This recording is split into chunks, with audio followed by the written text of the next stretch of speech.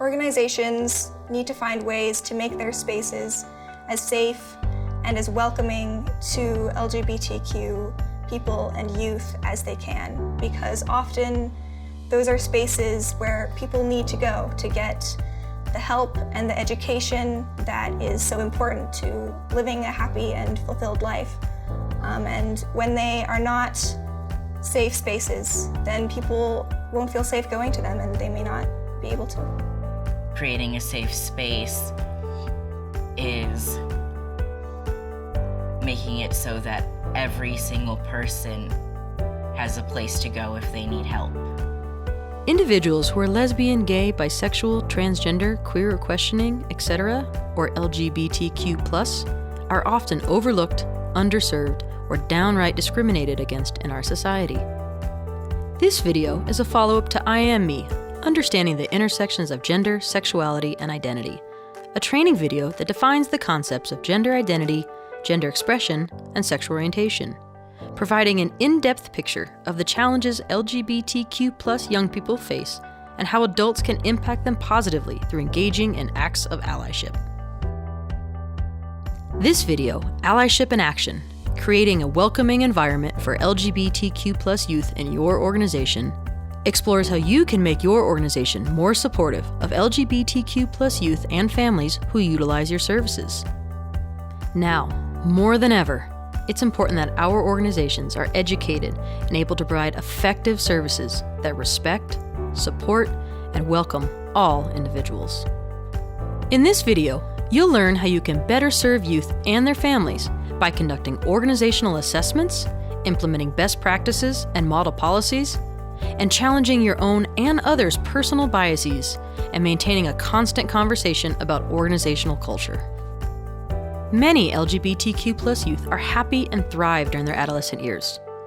However, some LGBTQ+ youth are more likely than their heterosexual peers to experience difficulties in their lives, such as discrimination, harassment and bullying, violence, depression, hopelessness and suicide, substance use, and homelessness.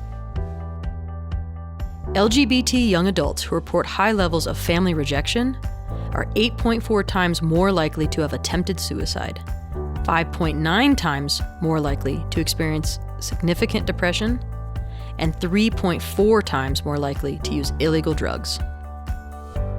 Research shows that LGBTQ+ youth are overrepresented in the foster care system.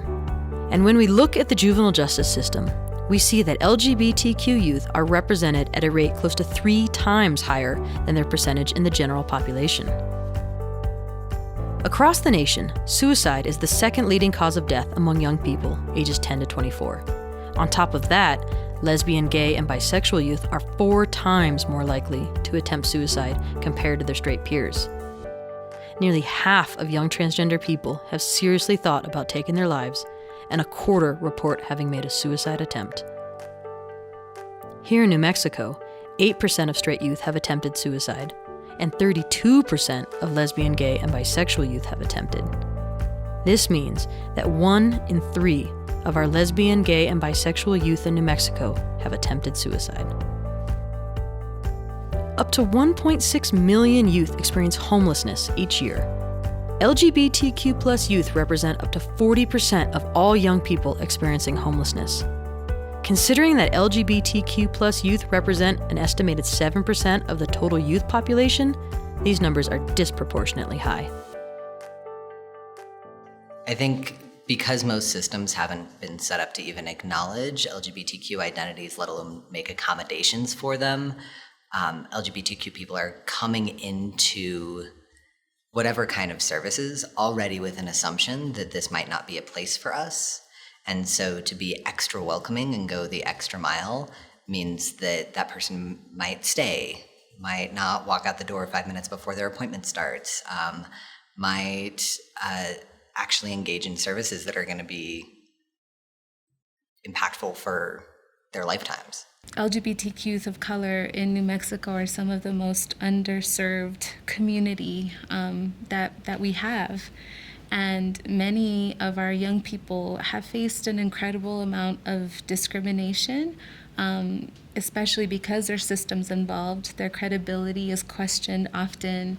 We've had instances where young people have come to us talking about how, the support services that they've sought out haven't been welcoming, and they themselves have chosen to take themselves out of there because of that kind of environment.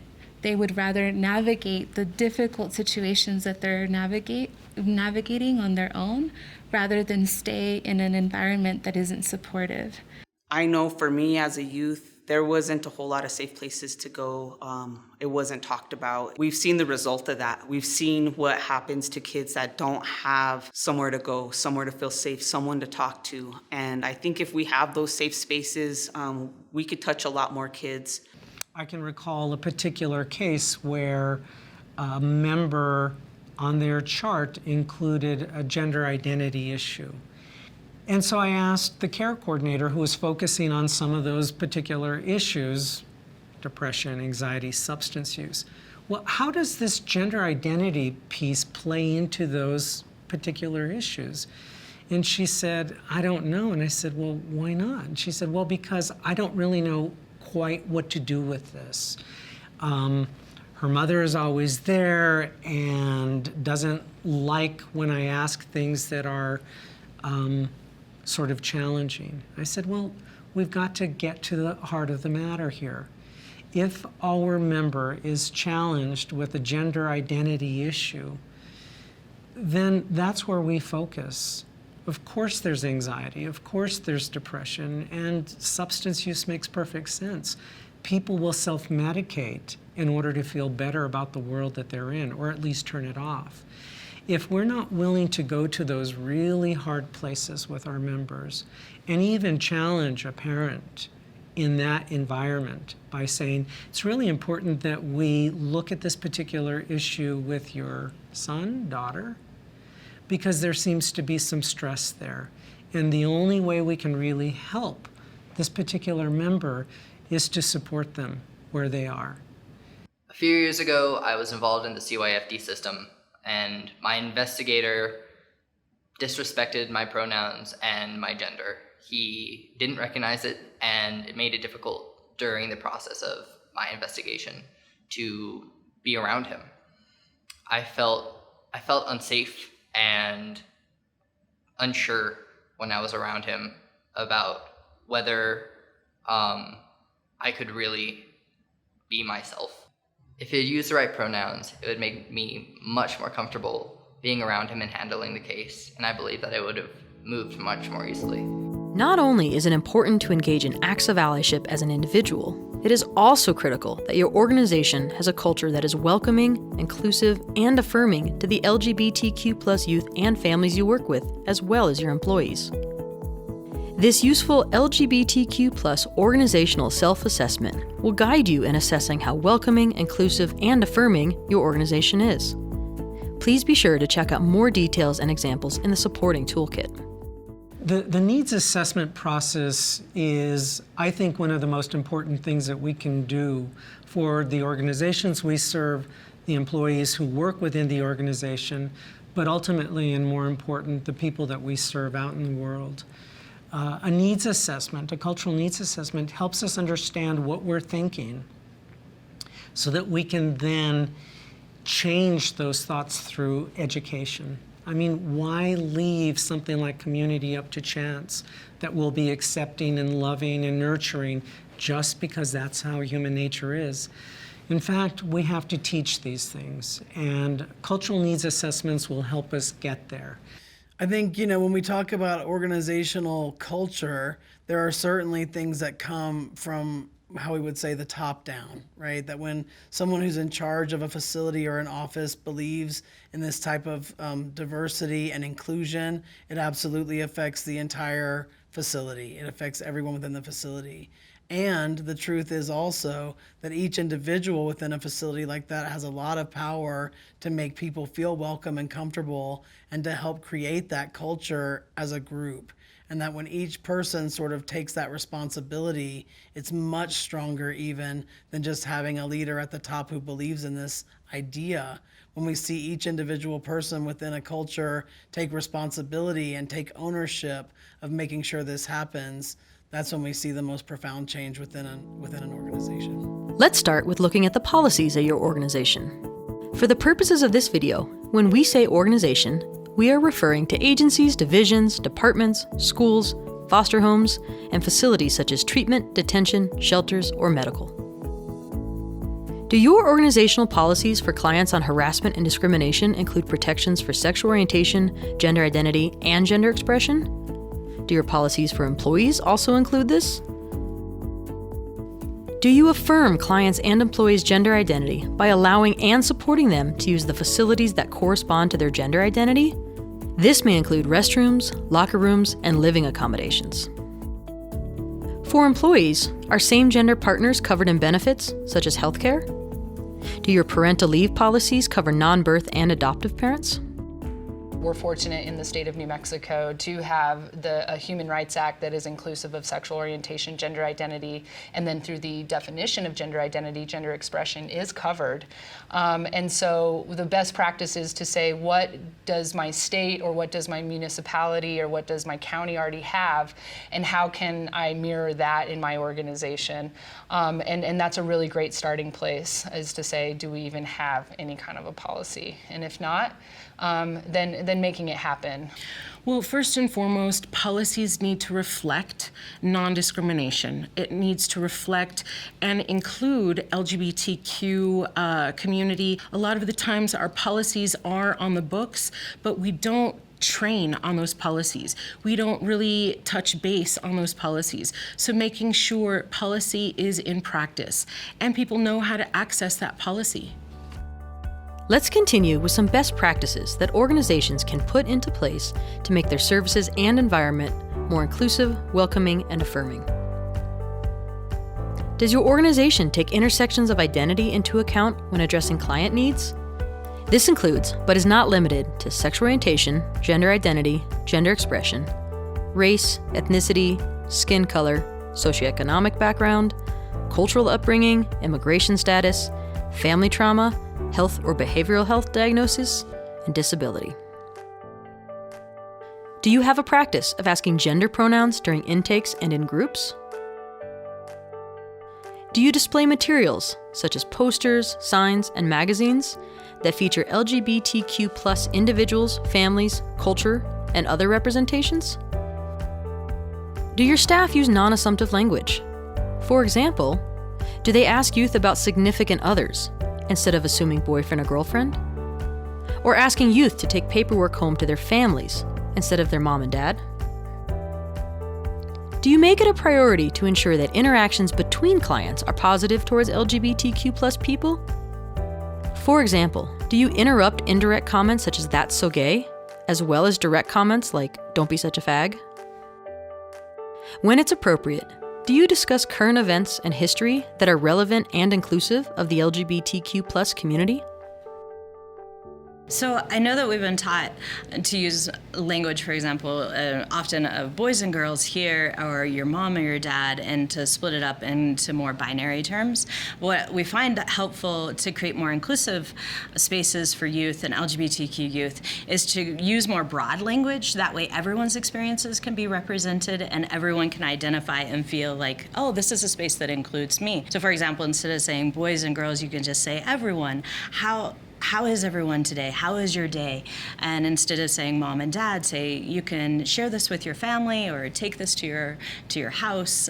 In any organization, language across the board is going to be very vital to creating that inclusive space for LGBTQ youth and staff and employees. And of course, language manifests in many forms. It's on intake forms as you walk in the door. It's visible on posters around a room or a space. It's the modeling of positive language, combined with also the constant interruption of any negative remarks or language, and making sure that folks know that that language is not accepted in this space. This is a safe space. One of the guidelines that we use in our events is, we call it ouch, oops, sorry. Essentially, the way we introduce it is if someone says something that may be racist or microaggression that hurts somebody else's feelings, then a young person in the room or an adult can say, ouch, that didn't feel good. And it gets recognized in the moment, and then we can either address it further, or we can just acknowledge that that happened, and then the two people that were involved can talk about it separately. We hear that's so gay a lot, and we just don't know what to do. Like, they're sort of almost frozen in place. There's a knowledge that it doesn't feel good and it's not good, but there's this kind of a fear of like, but what if I say it and if it comes back? I usually say this. So yes, saying that's so gay is not an okay thing to say. But I think what's really important to think of is just stopping it. So if you hear it down the hallway, what I've actually seen some staff do is say, stop it. Just stop it. Just simply say that's not okay.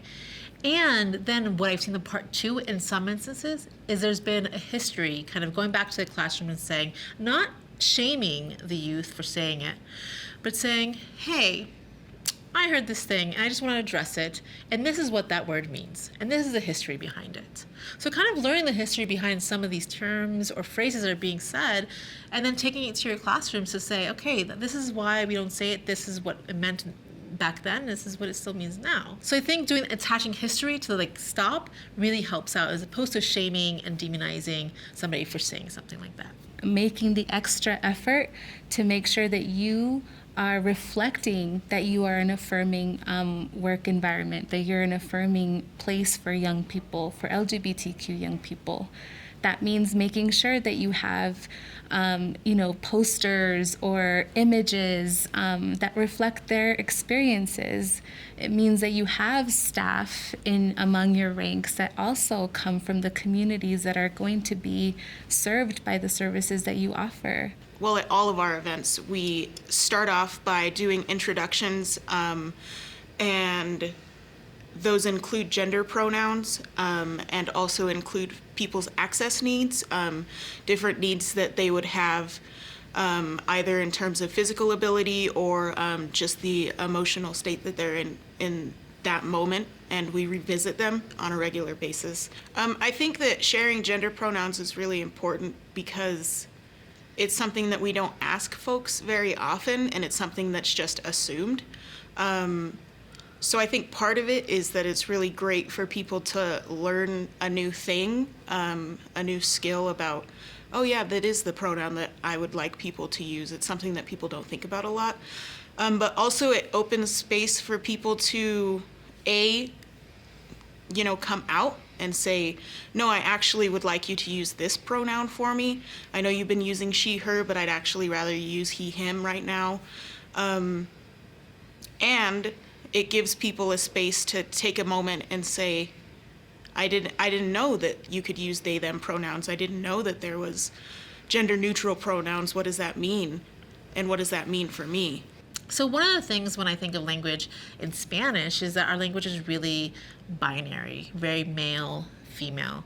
And one of the new terms that's being used today is Latinx.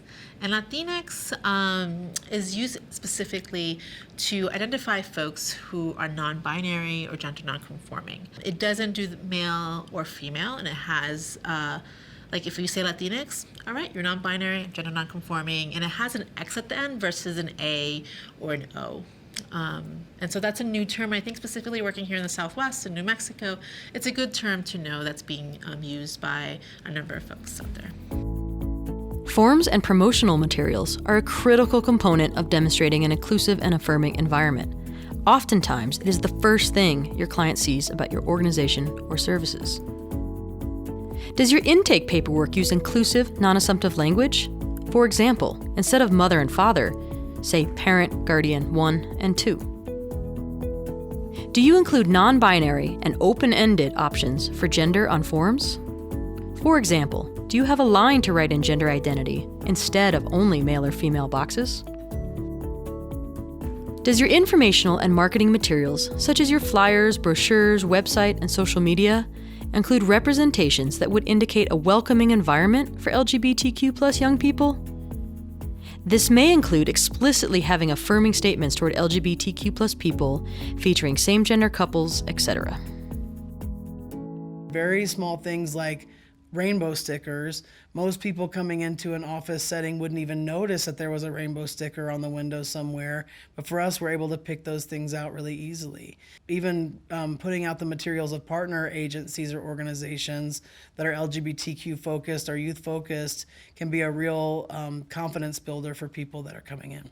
When I see an indicator, whether it be something that they put up or something they say, that an adult in a situation, a teacher, a medical provider, when I see something that shows me that they are an ally, I feel safer, and I know that they are someone who I can go to, and if I need help, if I just need a friend, that it makes a huge difference to feeling safe in schools and everywhere you go.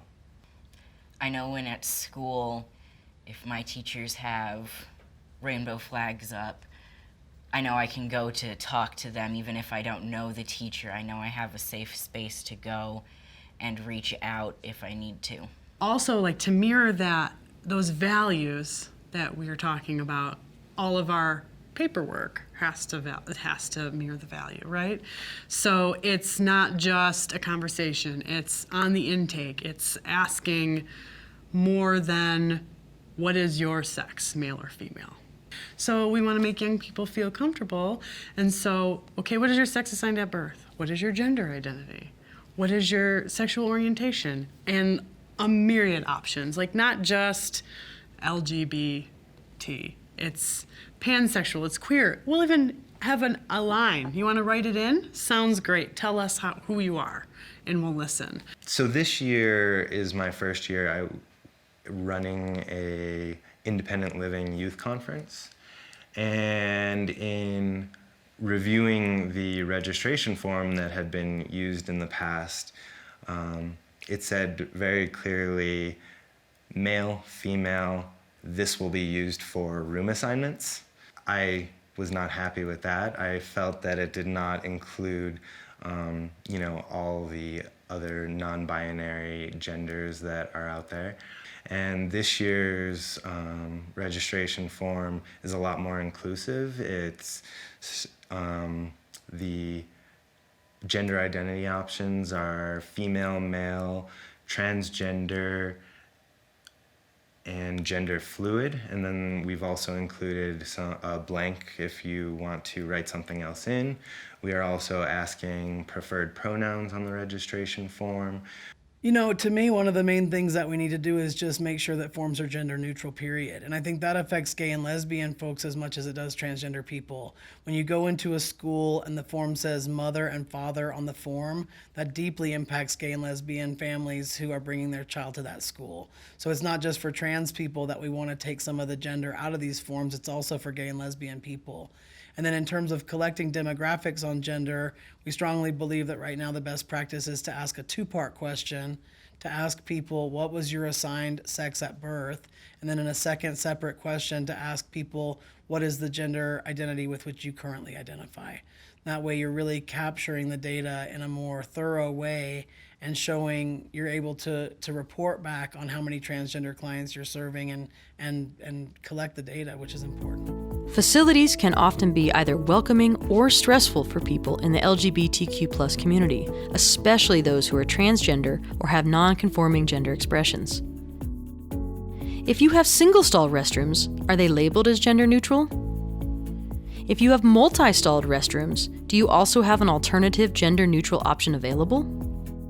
I think another thing that's really important to look at, in particular with our trans and gender nonconforming community, is what kind of access to facilities does the trans and gender nonconforming community in our workplace have?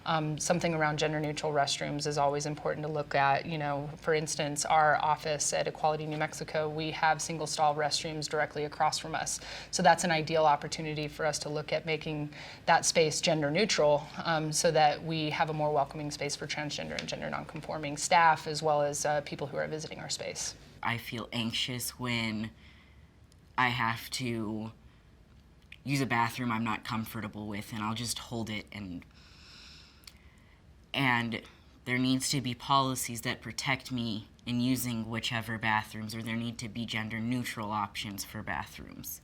I think it's really important to acknowledge that transgender people may not appear the way you expect us to appear, and that when we self-select to go into a gendered bathroom, that is a legitimate decision and we don't need any kind of help or redirection around which bathroom we're using. In order to provide the most inclusive, welcoming, and affirming environment for the youth and families you serve, it is critical to also protect, affirm, and support your employees. Do you provide staff trainings on LGBTQ+ issues? Is it mandatory or optional? Is it one-time or ongoing? Do staff have access to the appropriate LGBTQ+ resources to support their clients and supervisees? Do you have a practice of asking pronouns at staff meetings, in interviews, and other interactions? Do you ask questions to ensure potential candidates can adequately put biases aside and understand the needs of LGBTQ+ clients? Do supervisors help supervisees analyze what biases might come up for them in their work? How are your organization's practices around equity and inclusivity, how are those demonstrated to an applicant coming to your organization? How are they demonstrated as values for your organization in the interview process and the interview questions? Then potentially also in an employee evaluation model. So is that a common thread, equity and inclusivity, and a common expectation at the organization level in a daily practice? Making sure that we're talking about the workplace culture on a regular basis so that it's not just something that happens between, say, the director and a single staff member, but that it is really a staff-owned process. But making sure that that's always something that's being talked about and focused on among all the staff, and making sure that that kind of feedback is invited from all staff, because we all have unique experiences, and what may be a welcoming environment for me may not necessarily feel welcoming to someone else who exists at a different intersection of identity. Part of shifting organizational culture is not just implementing and creating all these policies, but also as part of the orientation of an employee. Is there an LGBT 101 that an individual has to go through? Is there a trans 101? Is there that educational component that is attached to this policy? Because without just understanding that an organizational shift is not only policy, but also this educational aspect of, and that is continually ongoing. Specifically, and I think of what agencies can do is offer trainings, offer webinars, offer workshops, conversations where these type of topics are being covered. So like a perfect example being LGBTQ plus 101. That would be like kind of a good introduction to like, what is it? What do the letters mean? Why are they said that way? And then kind of going through doing a trans 101, then doing a bias, like what are biases, talking about oppressions. We really try to be intentional and true to the fact that we are not single issue people. That's what Audre Lorde said. We do not live single issue lives. And it's important to remember that every day, that the way that I walk through the world can be very different than a friend or a partner or, a close person to me. That we may look like we do, but we don't always have that. And so thinking about how to bring in all those other topics that make up who we are is a really good way to start training staff and help create visibility for different identities. We've trained a lot of clinicians. So you may have a situation where a doctor or a nurse or nurse practitioner is ready to go, knows everything about how to treat a transgender patient, but if that person can't get past the front desk, then they never even know that doc was back there.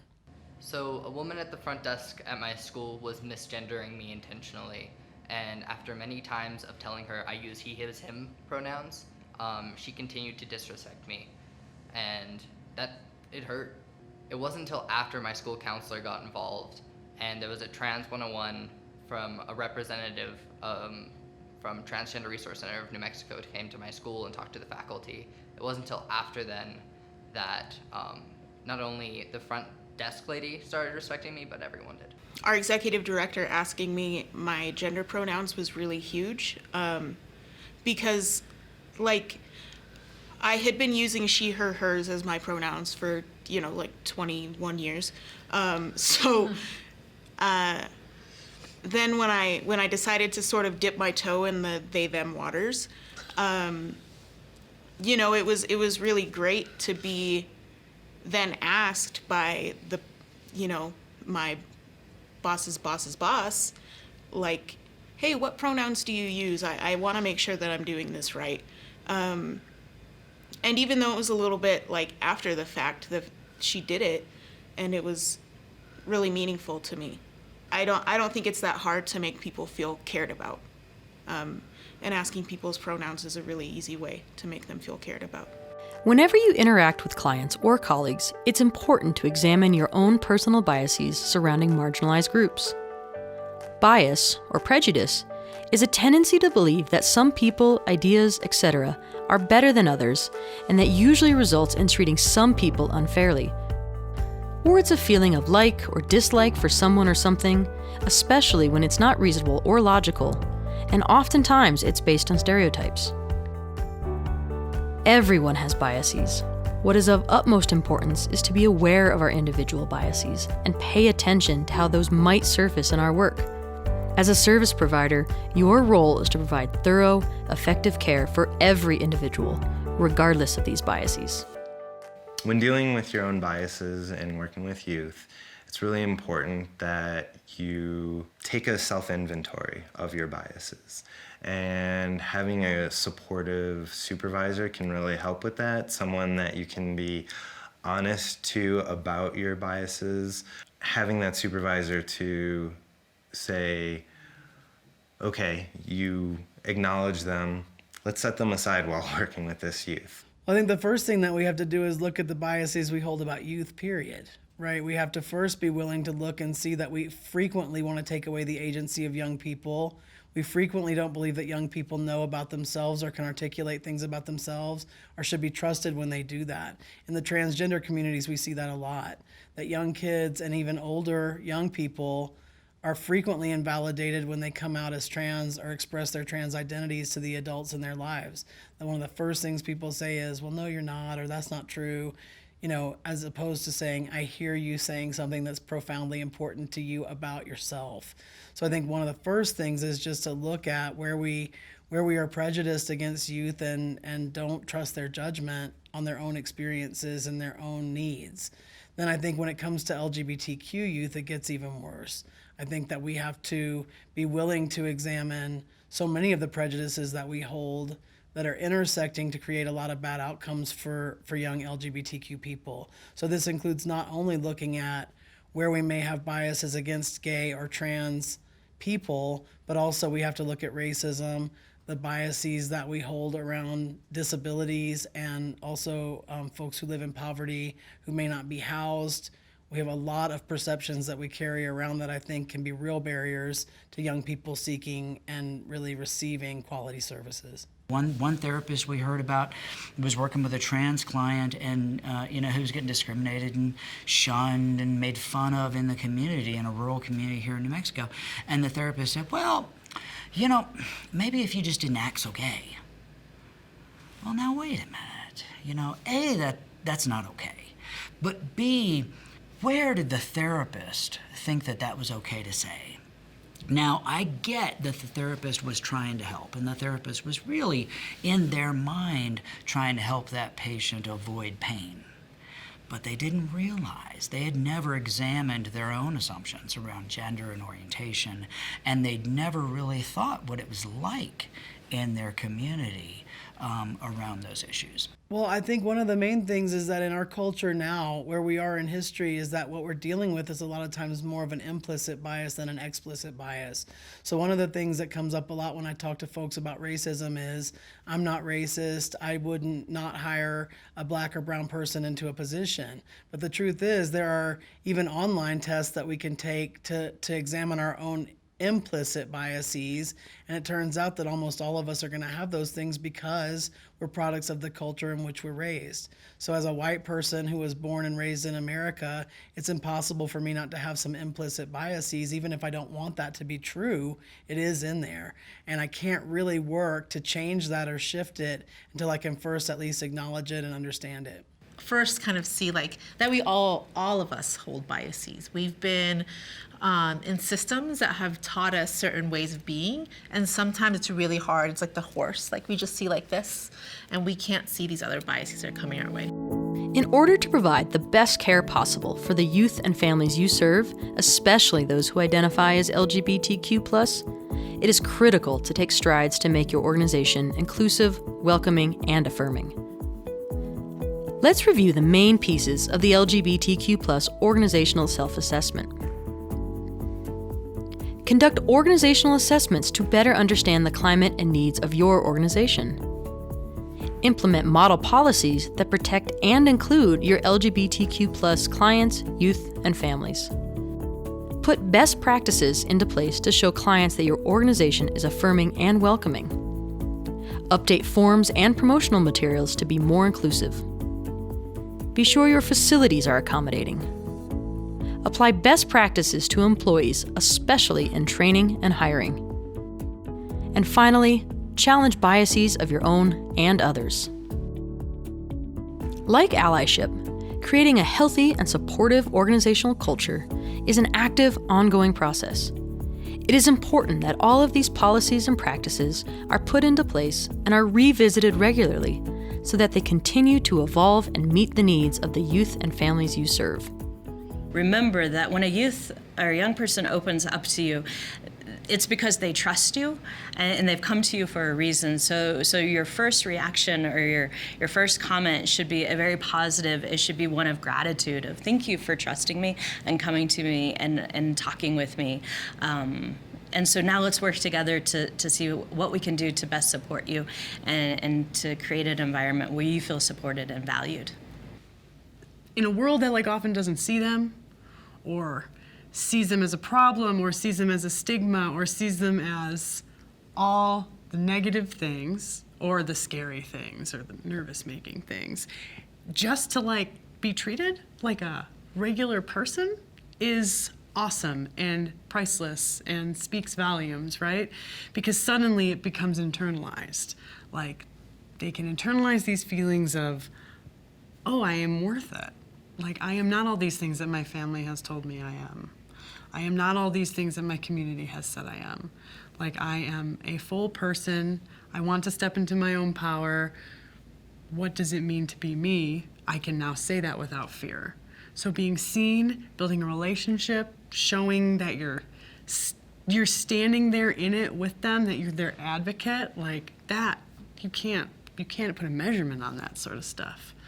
You know, and it can be really, really powerful, I think, especially if a young person has had a coming out process that's traumatic or a family life that is unsupportive and hateful, because it's complicated, and it's good to have people that like have your back and see you and honor you.